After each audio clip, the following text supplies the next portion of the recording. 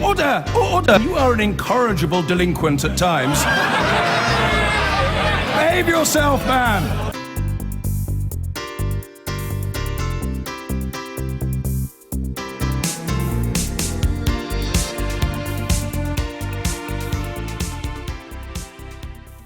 And to today's papers, if we're interested in our own politics, there's a huge amount of blowback, really, from the Conservative Party conference and a general sense that we are moving towards a hard Brexit. In other words, not even trying to stay inside the single market without tariffs. The Observer is basically a 55-page howl of pain and outrage from liberal London from the beginning to the end, including a full-page editorial. We haven't seen that for a long time. But the Sunday Times weighs in as well with Steve Hilton, David Cameron's kind of blue skies thinker, in a ferocious attack on Theresa May over the nature of the Brexit. He's pro-Brexit, but he thinks it's being done wrongly. The Sunday Telegraph, you would expect to be pro-government. They have, every paper has Trump on the front page. They have a very striking big picture there.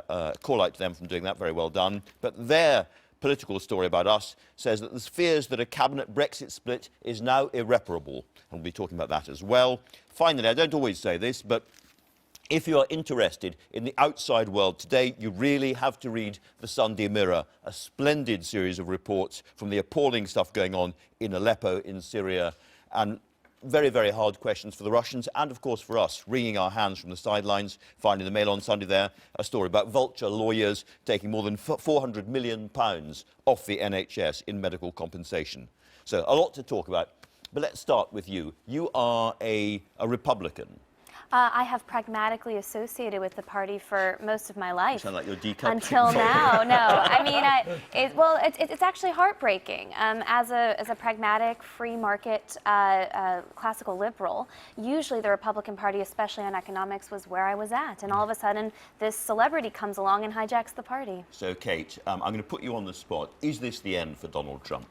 I'm still hesitant to say, and it should be, right? I mean, this kind of outrageous attack on women, the glorifying of sexual assault should be the end.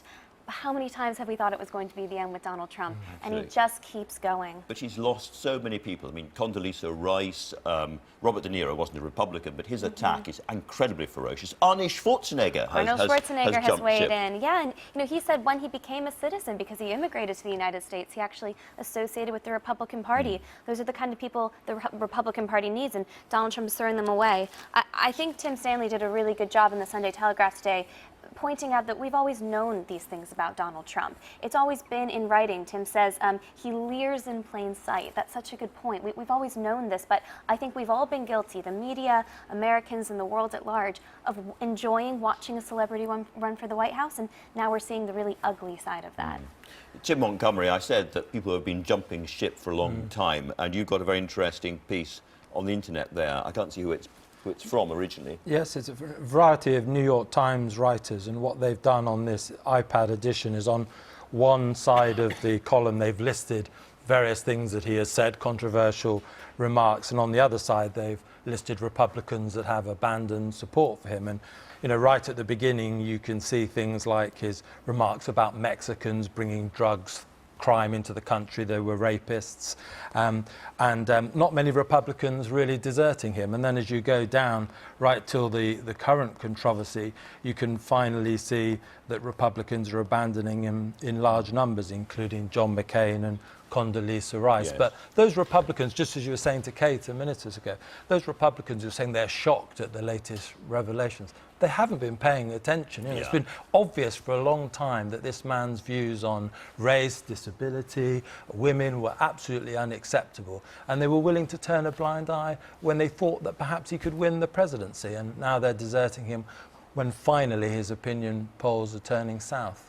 I mean, I was in Washington last week, and I think, you know, part of the dynamic here was there were also people thinking, gosh, if he does win, because he keeps seeming to stay in the race, he seems to have this support that maybe people in Washington and the East Coast of America don't understand, who on earth is going to be in his administration? So I think some sort of senior greybeard figures didn't want to be too far on the record if they thought there was still a possibility he was going to win. Absolutely. So that's interesting from that And I'm very perspective. interested in the technical question of can he be stopped by the Republican Party now? Can the Republican old guard get together and pull him out of the race, or is it now too late? Technically, they can. Yeah, there is this thing called Rule 9, which means that if 3/4 of the Republican National Committee, the governing body of the Republican Party, say that he's guilty of sort of moral squalor, he can be disqualified. But it's so late. The trouble is now people have voted, including the president, Barack Obama. So withdrawing your candidate when the race is already well underway is probably impossible. The only thing that I think could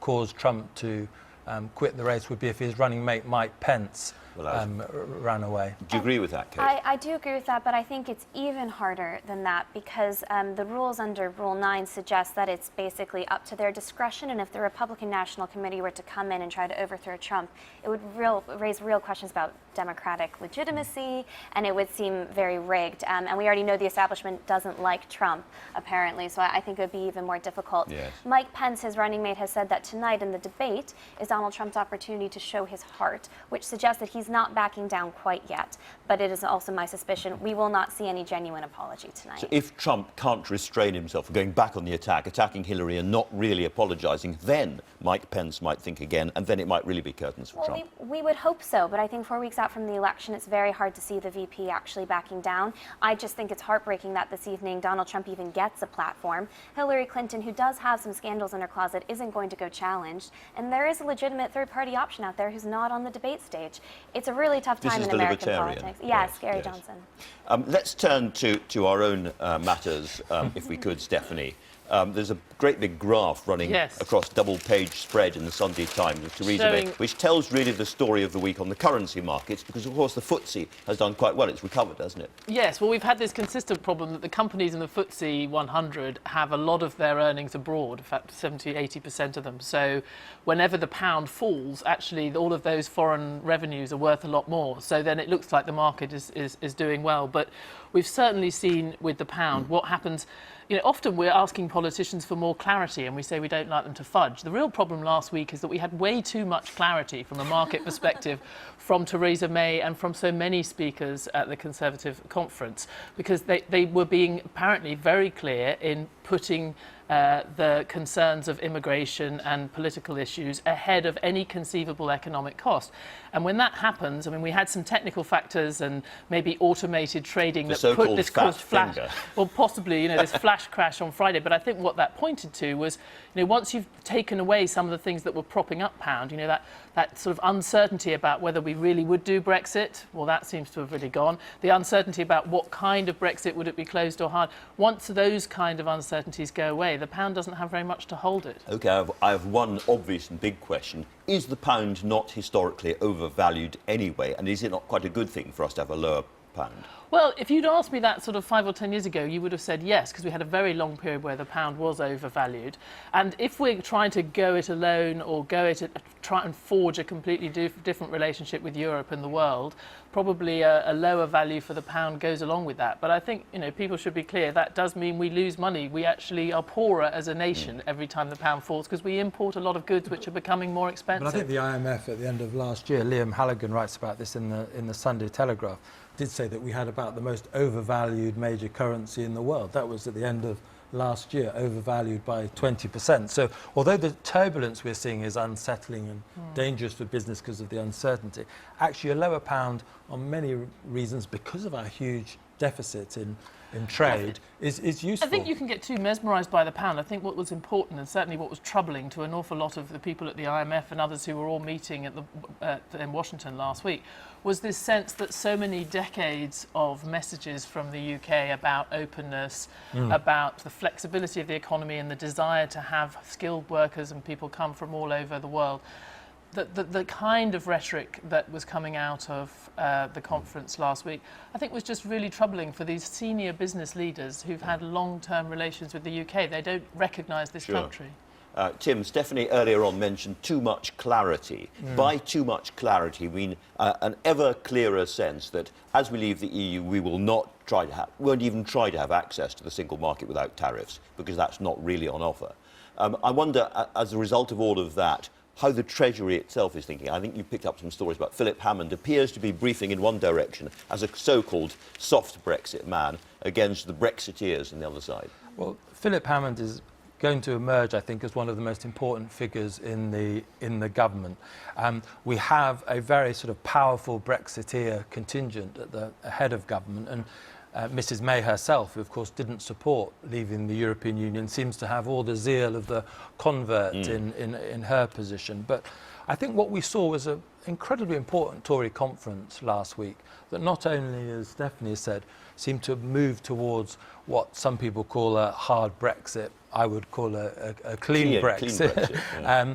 But actually perhaps the most interventionist Conservative policy positioning we've seen in a generation. And I think Philip Hammond, as a more traditional free market Conservative, is in a very important position where he needs to push back against that and represent Conservatives on the more liberal, libertarian side who worry about this. Later in the show, we're going to hear from Ken Clarke, but another of the old Tory beasts, Lord Tebbit, Norman Tebbett's been weighing back in again on Theresa May's interventionist approach. Yes, and he is worried, again in the Mail on Sunday here, that all of the lessons of the Thatcher years, of course, which he was such a central part of, could be undone. And I think there is a need for more infrastructure spending in Britain, and I'm glad that post-Brexit we're not getting rid of workers' rights, as some on the left feared, but there's a danger that the Conservative Party swings too far in the direction of a bigger state.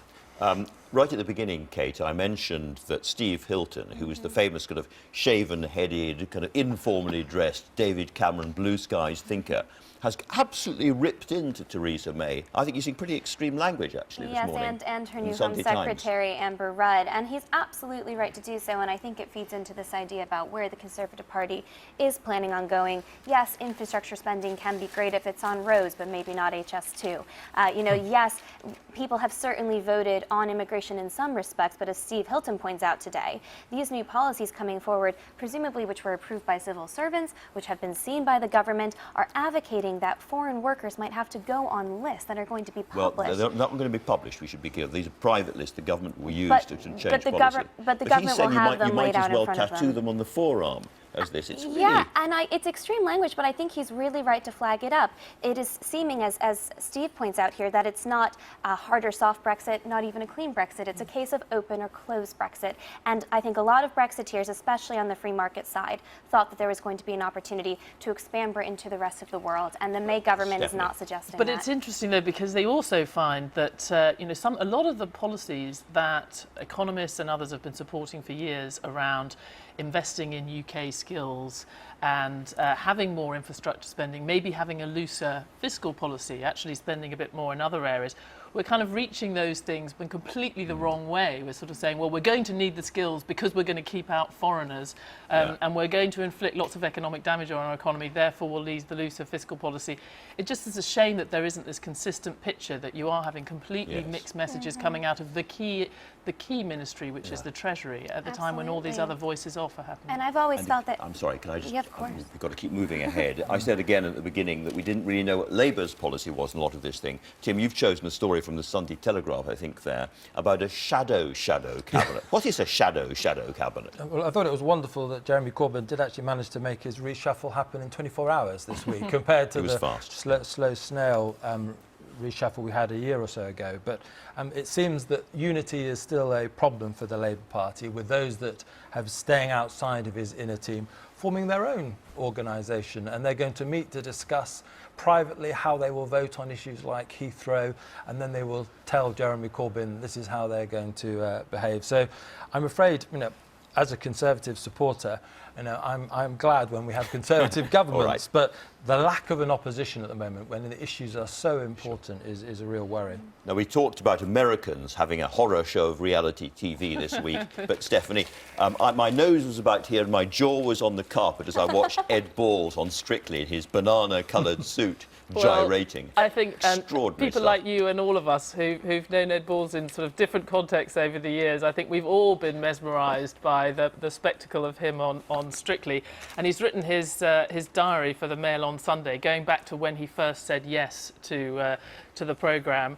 I think it's another, going back to some of the conversation we had before, it feels like this generation of quite technocratic not extremist politicians who were trying to do sensible things, has sort of disappeared for people outside of the UK who are trying to find these sort of sensible people that they talked to in the past on both parties. Now they're on the reality shows and they're not actually in Parliament saying anything sensible. Given the deficit he left behind, I'm not sure everyone would agree he was that moderate.